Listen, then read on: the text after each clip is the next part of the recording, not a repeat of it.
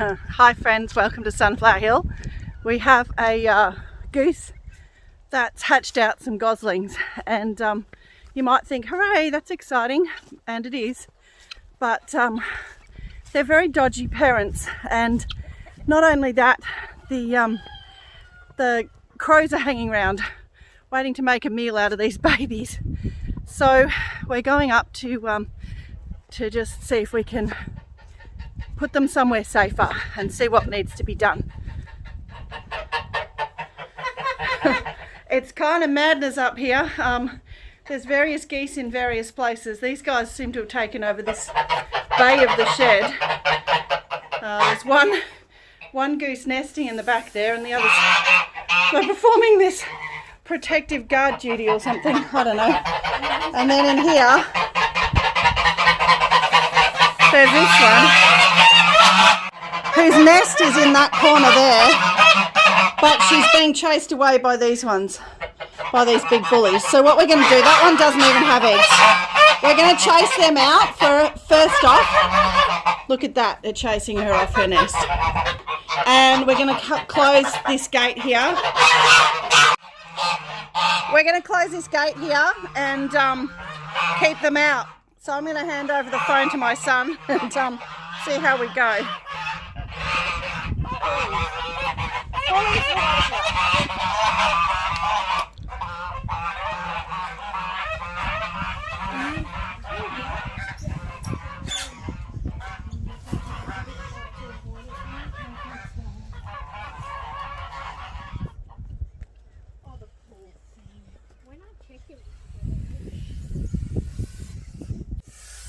You take these babies, they're cold. They need to be got warm. There's one more pipping. Okay, so what's happened here is geese are not very good mums. They've got strong instincts to protect, but they don't have very good actual mothering instincts. They trample their babies and break their legs and injure them, and they also leave them out in the cold. So when the first one hatches, they'll make a decision about whether to look after the babies or the eggs that are still remaining. And this one's chosen to keep looking after her eggs. There is one pipping under there, so we're going to keep looking after that. We'll keep looking at that during the day. But what we've got here is some very cold babies, because this mum has sat on the eggs and just thrown these babies out. These guys should revive pretty quickly. We're going to take them down, put them in a box under a heat plate that I've got, a chicken heat plate, and they should revive pretty quickly. I'm not sure if we'll give them back. We might end up having to hand raise these guys. They're pretty easy to hand raise, but I don't want them to die. I've lost so many goslings because their parents mean well, but just clueless. Just clueless, aren't you? I don't know why. Geese are meant to be good parents, and it's not just these curly geese, it's the straight feathered geese are almost worse. Last year these guys did raise 2 babies quite successfully. Oh, was it them or? No, it was the other pair. I think it was the other pair. Anyway, you can hear the pipping, but we won't go any closer because that's just going to panic them more. The other factor here is that there's a crow that's hanging around, and if we had not rescued these babies they would have died of cold, but the crow would also have gotten them very quickly. So I had my daughter standing guard here. Now we're going to come up and check on these guys as soon as that other one. There's one, I don't know if you can see under mum, there's little 2. Oh, okay, there's maybe even 3. A little beak under there, just in there, just right. Oop. There's a little beak popping out of a little shell, so it's hard to see. It's moving now though. I'm not sure if that will show up on film or not. I'll try zooming in a little bit more. But there's another one hatching under there. I really don't like interfering with animals and their babies. I really would much prefer these guys looked after their own offspring, but we have just lost, I've tried that so much over the years, and we've lost so many adorable little goslings, so there really isn't any option. And these geese are also a bit special because the white ones are pure Sebastopol, and the grey and white, the mum, is Sebastopol crossed with a pilgrim. So, and they're full curly, even though her breast isn't as curly, but they're curly feathered birds, and so they're quite special. I'm going to give these other eggs that they've just chucked out here. Can you hold those, darling, please? To the other goose that's nesting in there. Yeah, you don't want it anyway, you chucked it out.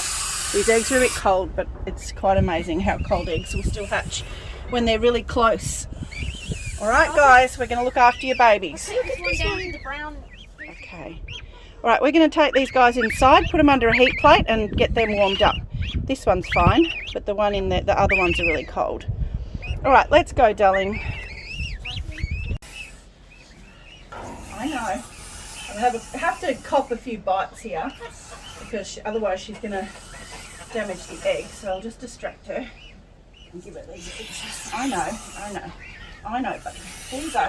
Eggs though. Look, you lost all yours. Now you got some. There you go. There we go. She's accepted them. Yeah. Yeah. And any that the other geese don't hatch, I will give to this one.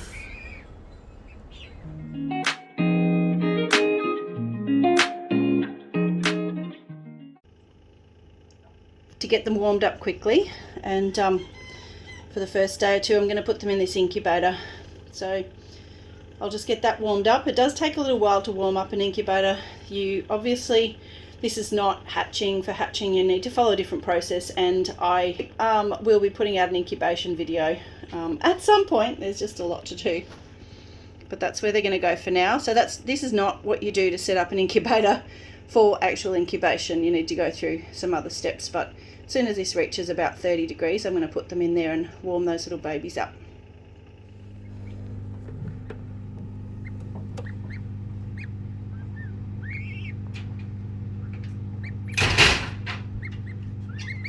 They should warm up nicely in there. Alright guys, they're already coming back to life.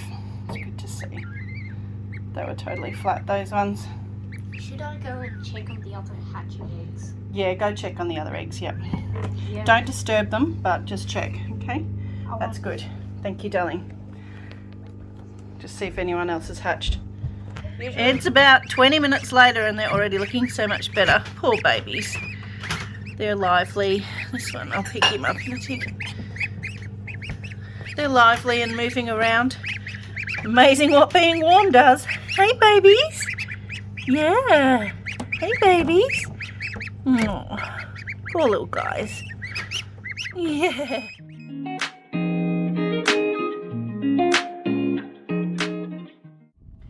Another job for today. I've got a broody hen and I just need some eggs hatched because gosh, the roosters. I need some eggs hatched because the new pullets, the young pullets, will lay over winter. So every year I hatch a few out, and if I've got a lot of chooks, then I might sell a couple of the older hens. So these are, oh, that's got that nice bloom on it. Beautiful. So these are all either Araucana. They're either pure Araucana or they're Araucana cross Morans. These ones obviously the Morans. All right, let's go put them under the chook. All right, so there's a chook that's nesting is up here in the emporium. No, no, you don't come out. No, you stay there. Stay there, ladies. Excuse me. Ooh. Back. They're all hoping for snaps. All right. Nesting hen is up here. There she is. Okay, now let's see if we can get her back in a little bit. It's a lot of being pecked. Have you got the eggs? You've got no eggs. Here, let me give you some. Want some eggs? Yeah, look.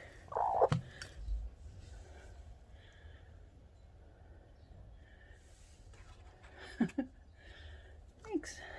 Yeah. Go, you can hatch them out. There you go. There you are. Don't break the eggs. I know. If you haven't got tough old hands like me, you might want to wear gloves doing this sort of thing. No, just don't break the eggs, Matt. There you go. Heaps of eggs. Look at this. So many babies. She's pecking me a lot less now. I think she's twigged what I'm doing. Look at that. Look at all these eggs. She's settling over them. Oh, she stopped pecking altogether. She's twigged what I'm doing. 11 eggs. That's a bit good. Ooh. How do you think you'll go with 11 eggs? You can hatch them? Yeah. Brrr. Good girl. Happy chook. There you go. That's better.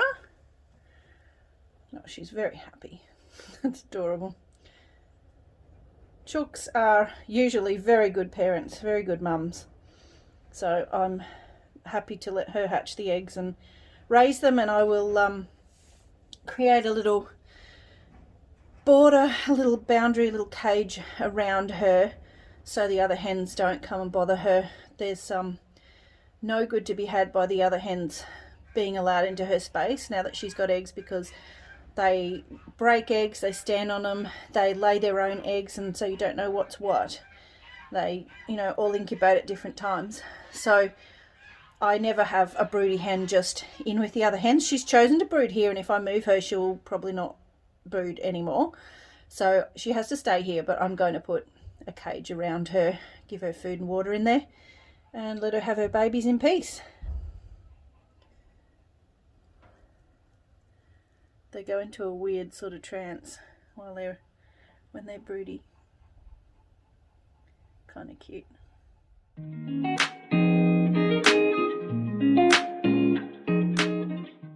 It's a bit hard to convey how big goose eggs are. I can show you my hand. It doesn't quite do it. But when you look at it next to a big chook egg, this is a good size egg. This is a nice big egg from the chickens. A puss. Then you get an idea. They're really big eggs.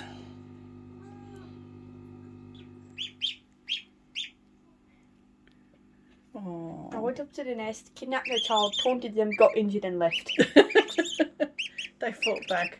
Poor little baby. I wish I could leave you with your mama. I do. But it just ends badly. Yeah. That's why I kidnapped him. You kidnapped him. Poor little thing. They're all going well. Put him with the others, darling, please. So you can snuggle up. I couldn't see they were over there. There they are. Okay, the incubator's done its job. They're all revived and happy. Oh, and that has been going all night, waking me up, so we'll not have another night with this incubator inside. Will we, guys? No, we won't. We'll put you out in the bus. Yeah, put you in a brooder in the bus. Yeah, you want to come out and be hugged? Oh, anyway, they're all very happy. You're very happy, aren't you? Oh, yeah. They're trying to escape. I know. We're going to get you out. You just needed to warm up and recover from your birth and stomping on and being left to die in the cold ordeal, didn't you? Hey? That was all. Yeah. Now we'll get you out and we'll put you in a brooder. Yeah, and start your new life in the bus. Yeah. Whip, whip, whip. Yeah, whoop, whoop, whoop. I guess they've imprinted on us. Have you imprinted on us? Yeah, since we rescued you from certain death? Yeah, I think you have. I think they'll get lots of hugs from the kids, especially while they're this small and cute. Geese grow very, very quickly. They'll be in 3 weeks. They'll be way too big to keep in a cage. So, you're beautiful though, aren't you? You nice little guys. You nice little guys. Hi. Hello. Hello. Catch you a bit later, guys. You want to say hooroo? Oh, you saying hooroo? You are. Fabulous. We're just doing the final touches on this brooder cage that I'm going to put the goslings into. This kind of bedding is really good for young poultry because, let's face it, they poo a lot and it's easy to clean. Especially goslings and ducks oh the poo. So on top of that, I'm going to put this heat plate. I've used these heat plates a lot of times before. They are absolutely the best way I've found of raising young poultry. This one's from an Australian company called Greatlander. Really good products. I'm no affiliation whatsoever, I just like their products. And these heat plates are the safest, by far the safest way of raising ducklings and goslings and chicks that I have found. They're really great. So I'm putting some, oh no, this isn't for the, this is for the chook that's brooding. All right. So anyway, these heat plates are much safer than lights, than heat lights. I have had heat lights catch fire before, so, and melt the side of the box that I was using as a brooder. So I do recommend a heat plate if you're going to incubate anything. I don't incubate anymore, but I still have animals raise poultry, raise their own babies, and it certainly happens that I need to use this. Okay, I'm just going to pass this through this corner like that and plug it in. I have had an electrician out here to my house, and he said that the way I have got power to the bus is safe. He's actually going to come and connect power properly to my greenhouse bus, but he said for now the way I've done it with a an outdoor power cord is safe. So I have got that. Now the last thing we're going to do here, obviously I'm going to add some food and water for them, and I'm completely out of much bedding because I wasn't expecting them. So I've got this grass. The main thing with these heat plates is try to make sure there's a gap between the bedding and the plate itself, and make sure that there's room for them to go under. Okay, so I find the best way, this particular, they all have, the legs work differently in all of them. So on this one, you've only got 3 different heights that you can have it at. So I've got this one at the second highest and the back one at the lowest. It means that they can get right under. You want them to be touching the heat plate. It's not like lights where the light creates an area of ambient warmth. The heat plate is a contact thing. So if you have used heat plates and the babies didn't like them or didn't go under them, that could be why. Have the front higher and the back nice and low so that they can find a spot under there where they're comfortable snuggling underneath it. All right, well, that's about it for now. We'll come back when we're actually putting the babies in there. I need to cover this as well so the cats don't stick their paws in and harass them. But I'll just put some, and also to keep this end warm. So they've got a whole warm area down this end. I'll put a blanket around it as well, and I'll put some shade cloth. Okay, we'll come back in a minute and see the babies being put in. I just have to add though that despite all my precautions against the cats, which is sensible, you should do that. This is Jude, and this is the incubator full of goslings. So yeah, he's not bothering them at the moment, that's for sure. We have more babies today. So these have come from another goose, and this time a straight feathered one. So they're adorable. So the ones from yesterday are in this brooder I set up. Hello! Oh babies! Hello! They're eating and drinking, so that's great. So at one end I've got blankets to keep this end warm, and up the other end I've got this shade cloth, and I've only got that on there because of the cats. So they're happily in there. That's the heat plate. They go under there. They've got a feeder and they're eating, which is great. I just feed goslings, I just feed them chick crumbles, which they seem to do really well on. You can get special mixes for geese and game birds, like ducks and game birds and things like that, but the geese seem to do really well on these chick crumbles.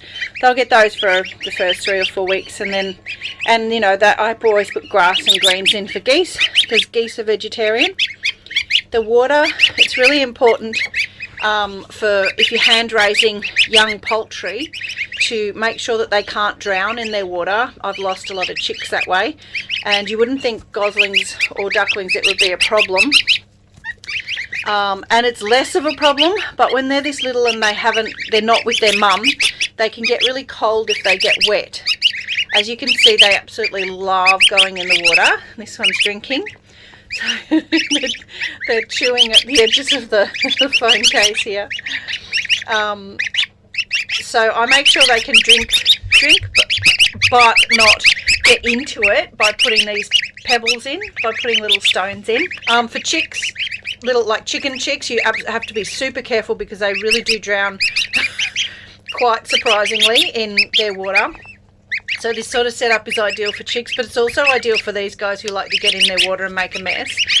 For the first few weeks, they really need the waterproofing from the mum for their feathers. They're not actually super waterproof. They can swim, but unless they're under a mum, under a duck or a goose mother, they don't have proper waterproofing, and so they can get waterlogged and just cold. They can get really cold.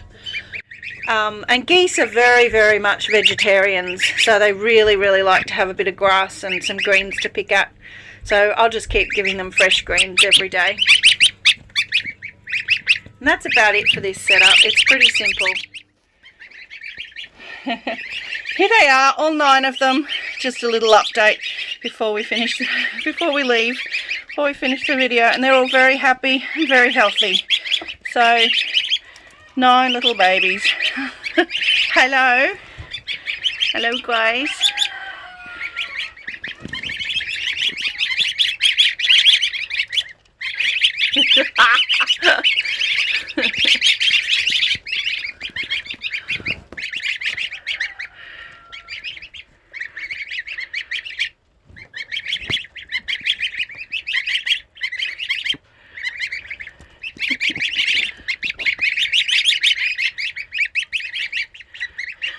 Adorable. Oh my god, so cute. Okay, I know I said I wouldn't do any more updates, but look at them. So they're about what, 5 or 6 days old? Yep. And yeah, they're about a week. About a week, nearly a week old. And they're whip, whip, whip, showing their vicious vegetarian characteristics. Look at that, killing it. So vicious. So vicious, aren't you? They swarm over. We give them these nice soft rainbow chard greens. We've got heaps of that growing all over the place. It self-seeds and goes feral. And they make short work of it. So all 9 are still doing extremely well. They're very happy, very healthy. And we will finish up there. For now anyway. This one's thirsty. So I have to clean this this whole brooder out every single day. They make it so messy. With chicks, you know, you could go a couple of days, but with these guys, the poo and the water, and I've just cleaned it, put it that way. It gets very icky. But they're happy and they're healthy and they're growing. By like 2-3 weeks old, they'll be too big for this. So I've got an outdoor pen that I'll move them to. Once they're that big, they won't need the heat anymore either. You can see they've already grown quite big relative. They still get under there. And we've got some colder weather coming up, so they'll need the heat plate for a couple more weeks, but then they won't really need it. Given there's 9 of them, they'll all huddle together and stay warm. Okay friends, we're going to leave it there while these babies are still little and cute and adorable. So thank you so much for joining us on this little adventure. It kind of bit unexpected, took an unexpected turn. I was really hoping that they could, that the adults could raise their own babies this year, but no. But we were keeping a really close eye on them, and just in case people are concerned, we were keeping a close eye on them. And there's no real better way of doing it. Incubating eggs has a massive failure rate. It's oh baby, it's okay. It's all right. Oh, snuggle. Incubating eggs has a massive, a fair failure rate because geese and duck eggs are a bit different and they need a fair bit of care, and I do not have big enough incubators for all the eggs that the geese lay. I can't stop them nesting and laying, and by the time we find their nests and realise that they're sitting, they've already started incubating, and I can't throw out eggs that are partially incubated. I just seems a bit mean. So this is the best way that I've found of doing it. Anyway, little baby wants to snuggle into my hair, but so I'm just gonna pop him back in the incubator in a minute. And anyway, great outcome. They're all doing super well. I will give you guys a little quick update maybe in a month or so if you're interested. Let me know in the comments if you're interested in seeing how they go. All right, well, thank you all so much for joining us. It's been a pleasure as usual. And yeah, if you could subscribe if you haven't. So many people have subscribed and I'm so grateful. Thank you all so much. I really appreciate you coming along on the journey. Really do. And if you could like this video and maybe have a look at the end screen, I'll put a few other videos that I've got up. That would be absolutely wonderful. Thank you so much. All right, so it's hooroo from me, and I can't even wave. Hooroo from me. Oh my goodness. It's hooroo from me, and it's hooroo from them. Of course.